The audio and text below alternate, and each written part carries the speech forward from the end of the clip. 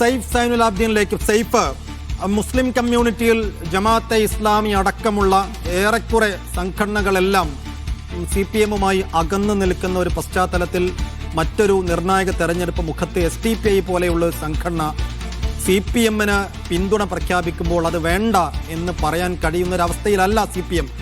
അങ്ങനെ ഒരു നിസ്സഹായത നമുക്ക് മുഖ്യമന്ത്രിയുടെ വാക്കുകളിലും MV ഗോവിന്ദന്റെ വാക്കുകളിലും ഒക്കെ കാണാം. പക്ഷേ ഇത് ഒരു വലിയ ആയുധമായി ഇപ്പുറത്ത് UDF ഉയർത്തിക്കൊണ്ടുവരുന്നുണ്ട്. ഇനി 11 ദിവസം കൂടിയുണ്ട്. MA ബേബി ഒരു വശത്ത് അദ്ദേഹത്തിൻ്റെ നിലപാട് തുറന്നു പറയുന്നുണ്ട്. ഒരു വേള ഒരു പടി കൂടി കടന്ന് RSSന്റെ മറ്റൊരു വശം ആണ് SDPI എന്ന് വരെ MA ബേബി പറഞ്ഞു വെക്കുമ്പോൾ ഇപ്പുറത്ത് അതിൻ്റെ പ്രായോഗികത കൃത്യമായി മനസ്സിലാക്കിക്കൊണ്ട് ആ ചോദ്യത്തിൽ നിന്ന് ഒഴിഞ്ഞുമാറി നടക്കുന്നു മുഖ്യമന്ത്രിയും ഒപ്പം MV ഗോവിന്ദനും. അപ്പോൾ വരുന്ന 11 ദിവസങ്ങളിലും ഇതൊരു വിഷയമായി, ഒരു അജണ്ടയായി മുന്നോട്ട് കൊണ്ടുപോകുമ്പോൾ UDF അത് തുടർ ചോദ്യങ്ങളുമായി CPM-ന് മുന്നിൽ വെക്കുമ്പോൾ ഇനി എങ്ങനെയായിരിക്കും അതിന് മറുപടി പറയാൻ പോകുന്നത്? ഇനിയും പല ജില്ലകളിൽ കൂടി CM-ന് വാർത്താ സമ്മേളനം നടത്തേണ്ടതായുണ്ട്. എങ്ങനെയായിരിക്കും അതിന് പ്രതിരോധം തീർക്കുക, മറുപടി പറയുക? അതിന് കൃത്യമായ മറുപടി മുഖ്യമന്ത്രി പറഞ്ഞു പോകാനുള്ള സാധ്യത കുറവാണ് സൈഫുദ്ദീൻ. കാരണം മുഖ്യമന്ത്രി മറുപടി പറയാൻ ആഗ്രഹിച്ചിരുന്നു എന്നുണ്ടെങ്കിൽ ഈ കഴിഞ്ഞ 2-3 ദിവസമായി ഇതേ ചോദ്യം അദ്ദേഹത്തിന് മുന്നിലേക്ക് വരുന്നുണ്ട്. ഒരു പത്രസമ്മേളനത്തിൽ തന്നെ 3, 4, 5 ചോദ്യങ്ങളെല്ലാം SDPIയുടെ ബന്ധവുമായി ബന്ധപ്പെട്ട് ഉയർന്ന് വരുന്നുണ്ട്. പക്ഷേ മുഖ്യമന്ത്രി കൃത്യമായി അതിനകത്ത് മറുപടി പറയാൻ ആഗ്രഹിക്കുന്നില്ല എന്നുള്ളത് കൊണ്ടാണ് നിങ്ങളുടെ ദുഃഖം എനിക്ക് മനസ്സിലാകും, നിങ്ങളുടെ വിഷമം എനിക്ക് മനസ്സിലാകും എന്ന് ഇന്നലെ പറഞ്ഞത്.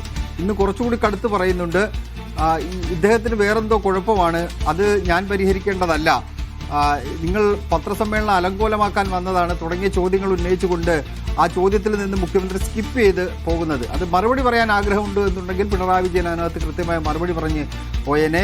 SDPയുമായി ബന്ധപ്പെട്ട കാര്യം നിങ്ങൾ എന്തിനാണ് എന്നോട് ചോദിക്കുന്നത്, നിങ്ങൾ SDPയോട് ചോദിക്കൂ എന്ന് പറഞ്ഞുകൊണ്ട് അതിൽ നിന്ന് ഒഴിഞ്ഞു മാറുകയാണ് ചെയ്യുന്നത്. UDF ആണെങ്കിൽ അതൊട്ട് വിടാൻ തയ്യാറല്ല താൻ. അതിനകത്ത് ശ്രദ്ധേയമായി നമ്മൾ നോക്കിക്കാണേണ്ട കാര്യം, ആദ്യഘട്ടത്തിൽ എന്തായിരുന്നു തെരഞ്ഞെടുപ്പ് പ്രചരണത്തിൻ്റെ ഒരു അജണ്ട സെറ്റ് ചെയ്തത്? അത് BJP CPM ഡീൽ ആരോപണമായിരുന്നു. തിരിച്ച് CPM ആണെങ്കിൽ BJP UDF ഡീൽ എന്ന തരത്തിൽ അതിനെ കൊണ്ടുവരാൻ വേണ്ടി ശ്രമിക്കുകയും ചെയ്തു. അത് എന്തിനു വേണ്ടിയായിരുന്നു ആ ഡീൽ ആരോപണം ഉയർത്തുന്നതെന്ന് ചോദിച്ചാൽ, 2021 ഇടതുമുന്നണിക്ക് കിട്ടിയ മുസ്ലിം ന്യൂനപക്ഷ വോട്ടുകളുണ്ട്. 2024 ഇപ്പോൾ കഴിഞ്ഞ ലോക്സഭാ തെരഞ്ഞെടുപ്പിലും അതിനുശേഷം നടന്ന തദ്ദേശ തെരഞ്ഞെടുപ്പിലെല്ലാം UDFന് കിട്ടിയ മുസ്ലിം ന്യൂനപക്ഷ വോട്ടുകളുണ്ട്. BJP ഡീൽ ആരോപണത്തോടെ അത് തങ്ങളിലേക്ക് എത്താനുള്ള ശ്രമം UDF നടത്തുമ്പോൾ 2021 കിട്ടിയതുപോലെ തങ്ങളിലേക്ക് തന്നെ ആ വോട്ട് വരണം എന്നുള്ളത് കൊണ്ടാണ് UDF BJP ഡീൽ എന്ന് CPM നേതാക്കൾ ആരോപിച്ചിരുന്നത്. അതിൽ നിന്ന് നേരെ മാറി SDPയിലേക്ക് വന്നു ചേർന്നിരിക്കുകയാണ്. പക്ഷേ ഇത് ബോധപൂർവം UDF നേതാക്കൾ ചെയ്തതല്ല, ഇതിൻ്റെ തുടക്കം കുറിക്കുന്ന SDPയുടെ ആൾക്കാർ തന്നെയാണ് എന്നുള്ളതാണ് വസ്തുത. പക്ഷേ അതിനെ രാഷ്ട്രീയമായി ഉപയോഗപ്പെടുത്താൻ വേണ്ടിയുള്ള എല്ലാ തരത്തിലുള്ള ശ്രമങ്ങളും UDFൻ്റെ ഭാഗത്ത് നിന്നുണ്ടാകുന്നുണ്ട്. ഇപ്പോൾ രമേശ് ചെന്നിത്തല കൃത്യമായി പറയുന്നുണ്ട്, മുഖ്യമന്ത്രിയാണ് ഈ ഡീലിന് പിന്നിൽ എന്ന് പറയുക വഴി എന്താണ് രമേശ് ചെന്നിത്തല എന്ന രാഷ്ട്രീയക്കാരൻ ഉദ്ദേശിക്കുന്നതെന്ന് കൃത്യമാണ്. കാരണം SDPI പോലൊരു സംഘടനയുമായി ബന്ധമുണ്ടാക്കുകയാണെന്നുണ്ടെങ്കിൽ അടുത്ത് നിൽക്കുന്ന ഇടതുമുന്നണിയോട് അടുത്ത് നിൽക്കുന്നുവെന്ന് അവർ വിശ്വസിക്കുന്ന ഭൂരിപക്ഷ സമുദായത്തിൻ്റെ വോട്ടിനകത്ത് ചലനമുണ്ടാക്കാനും സ്പ്ലിറ്റ് ഉണ്ടാക്കാനും കഴിയും എന്ന രാഷ്ട്രീയ തന്ത്രമാണ് രമേശ് ചെന്നിത്തല അവിടെ പയറ്റുന്നത്.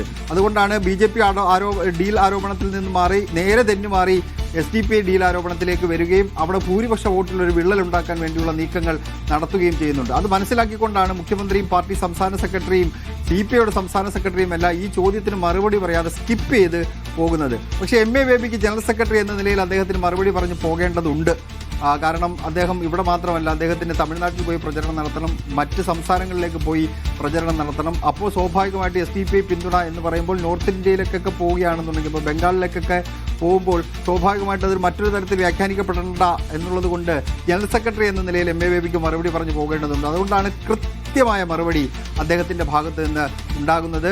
RSS പോലെയാണ് SDPI എന്ന് പറയുക വഴി അത് എത്രത്തോളം SDPI എന്ന സംഘടനയെ ഞങ്ങൾ മാറ്റി നിർത്തുന്നു എന്നതിൻ്റെ സന്ദേശം അദ്ദേഹം നൽകുകയാണ് ചെയ്തിട്ടുള്ളത്. പക്ഷേ മറ്റ് നേതാക്കന്മാരിൽ നിന്ന് ഈ തെരഞ്ഞെടുപ്പ് രംഗത്ത് ഏതെങ്കിലും കൃത്യമായ മറുപടി ഉണ്ടാകുമെന്ന് നമ്മൾ പ്രതീക്ഷിക്കേണ്ടതില്ല.